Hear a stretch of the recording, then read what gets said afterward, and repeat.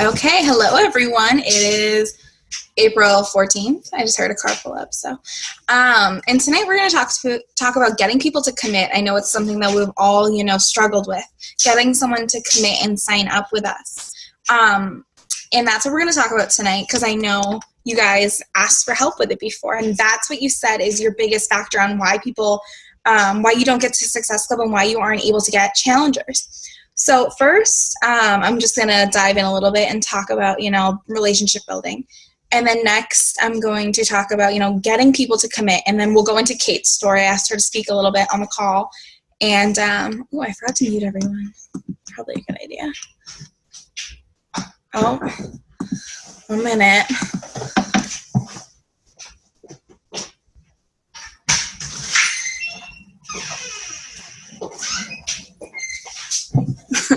Great timing.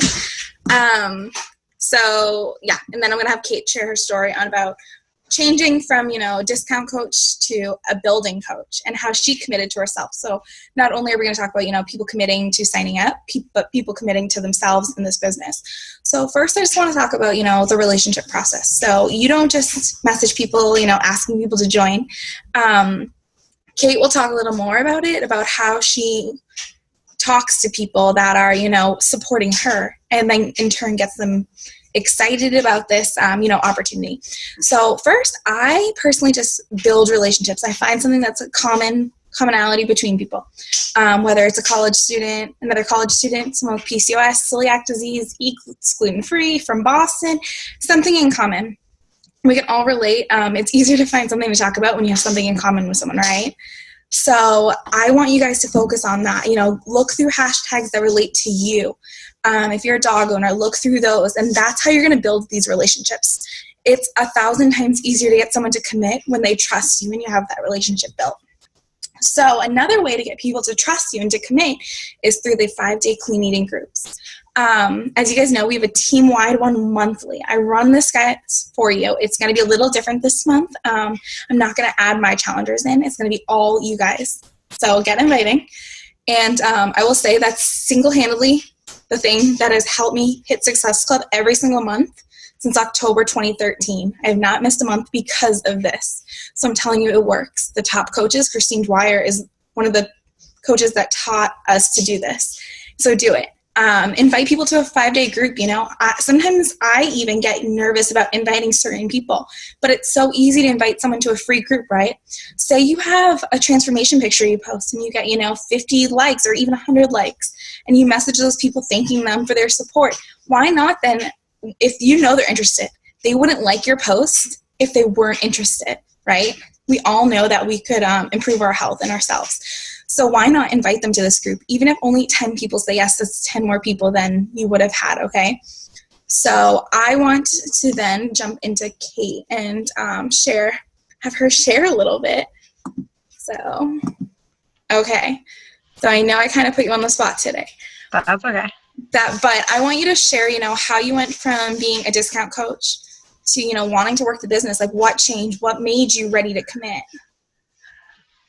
So I didn't even really want to do it myself. I kind of wasn't having it, mostly because I wanted my journey to just be my journey. I didn't really feel like I wanted other people involved, because I spent most of I think as a kid, I always was looking to see what other people thought about me. And I just kind of tried to get away from that. And I didn't want people to be concerned about my journey. But I had a friend stay with me in January, and she had been I had started posting a little bit more on Instagram, and she was just I don't understand why you're not doing this. This girl, Sarah, she was this girl's telling you that you're doing everything that a coach does, but you're just not making money, but you're going to go and give your extra time to make an extra $20. Why wouldn't you do this? You're already doing everything that you need to do to be successful according to this girl. I'm I don't know. Yeah, let's make sure. So I kept telling Kate, join your Coach Basics. You're doing everything. She literally, when I would go away for the weekend, she would take over our challenge group. And I'm I would literally tell my mom every day, I wish she'd be, a building coach. Kate just signed up for the discount, because that's how she was able to afford Shakeology, which a lot of people. But what's different is I added Kate to the team page because I saw that potential in her. So if you see potential in one of your discount coaches, add them to the team page. You never know what's going to spark them, you know? So I just was on her about joining Coach Basics, even though she told me no every month. I didn't care. I did not care. I kept inviting her. And even I said it, like, she signed up in September? Yeah, something like that. And she didn't say yes till when? January?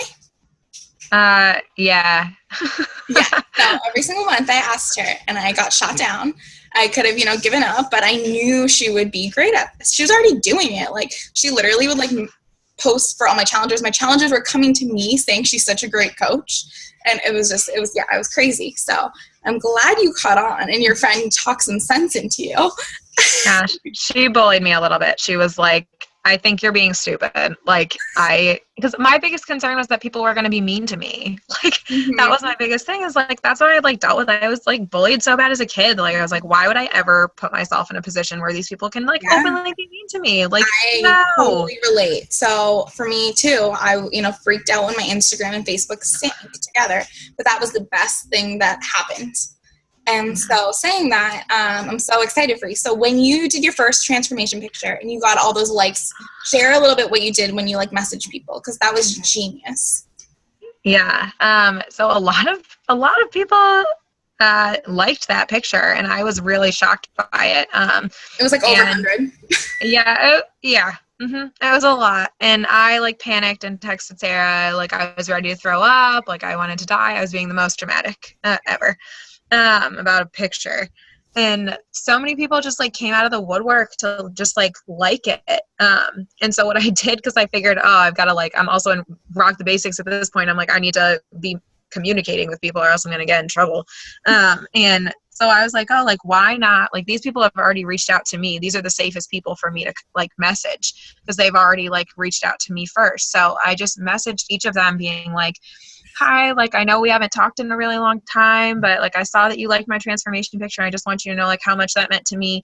I really like appreciate you doing that. I don't know if it was just like a regular like or anything for you, but like, it really meant a lot to me. Like, how are you? What have you been up to?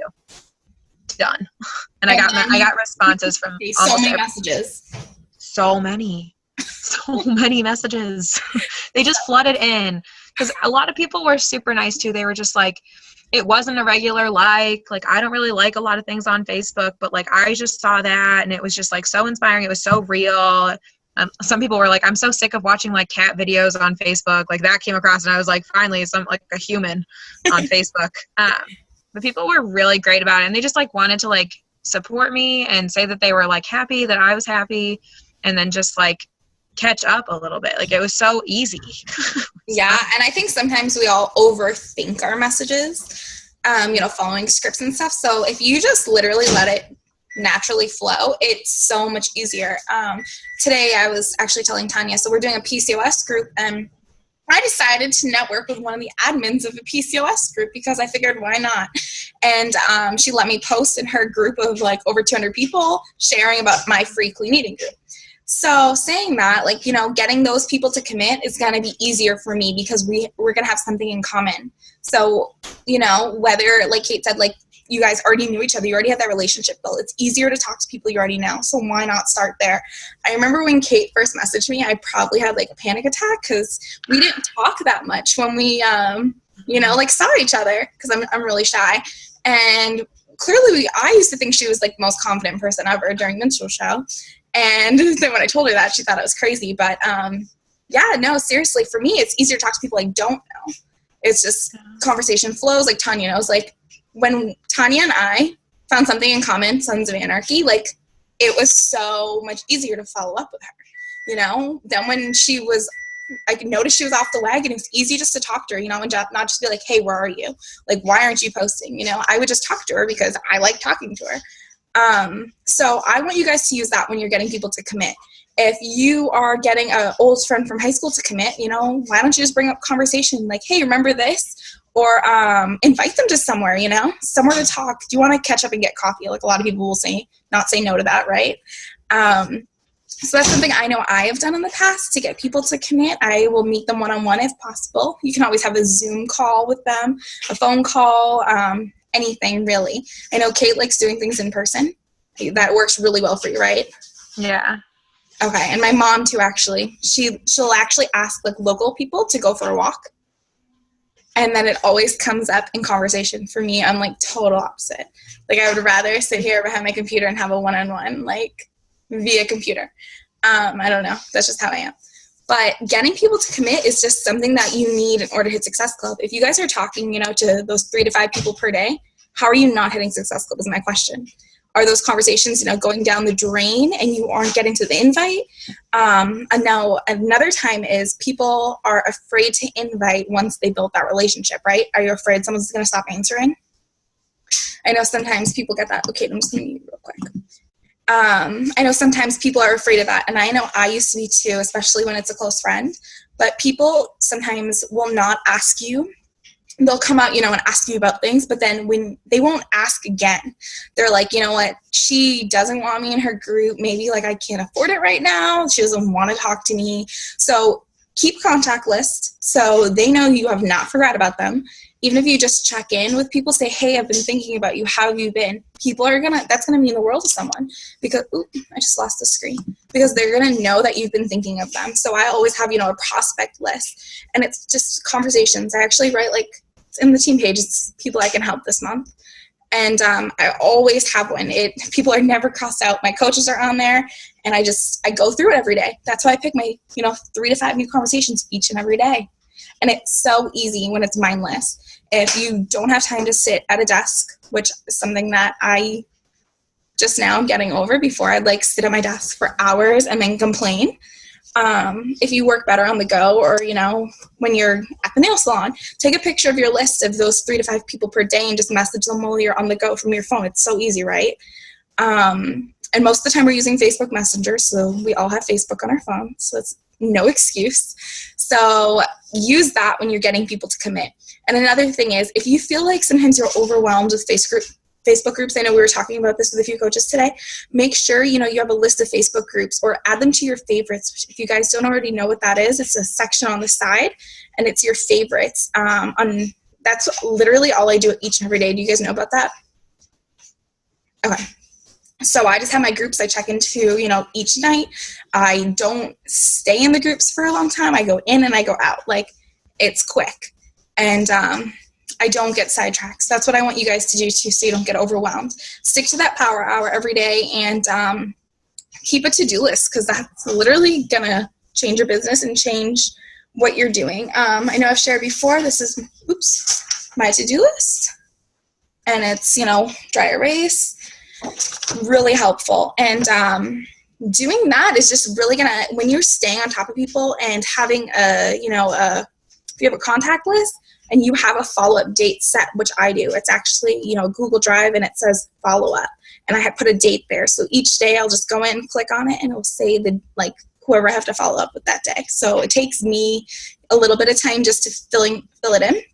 But it's so easy. And this way, if you don't let that conversation go, 2 months before answering again, you aren't going to feel as overwhelmed. You aren't going to feel, stressed out. Sometimes if you have a ton of messages to answer, or you have to answer someone and you don't know what to say, you get stressed out, because I know I do.